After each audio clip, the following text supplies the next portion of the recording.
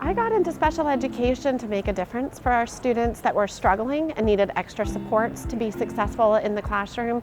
And I wanted to make sure that students that were identified for special education really belonged in special education, and that we weren't missing their needs, whether it was through our learning environment or curriculum or other items that were in place in the classroom that weren't really helping or assisting them to reach the state standards. Once I got into special education, I fell in love with it, and I really realized that there was a need for both our administrators and our teachers to gain knowledge in special education. I felt like that was a big gap, that we had a lot of knowledge with our skilled special education teachers, but that we needed to think a little bit more broadly than that. So I was approached about a position with special needs children, and I was a little fearful because I really didn't have experience. I, by accident, became engaged with the students before I was engaged with the people that were interviewing me.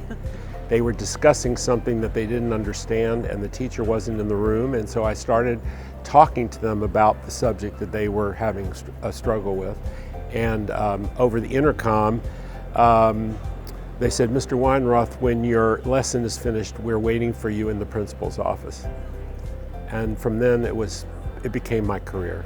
A special education teacher, and a high quality special education teacher, can make the difference between leading an independent whole life as an adult and being, in worst case scenarios like institutionalized or living at home and not having any sort of decent post-school outcomes. And so really the driving force for why special education is kind of that idea of results, equity, and inclusion, that all kids should belong by default, and we have a moral and an ethical imperative to build systems that allow them to do that.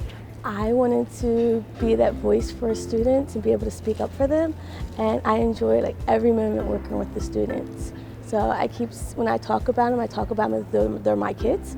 So my family is actually, they have to consider, am I talking about my real kids or am I talking about my student kids, because they're all the same. So I just wanted to help make a difference with the students and know that they'll be successful when they get out of high school.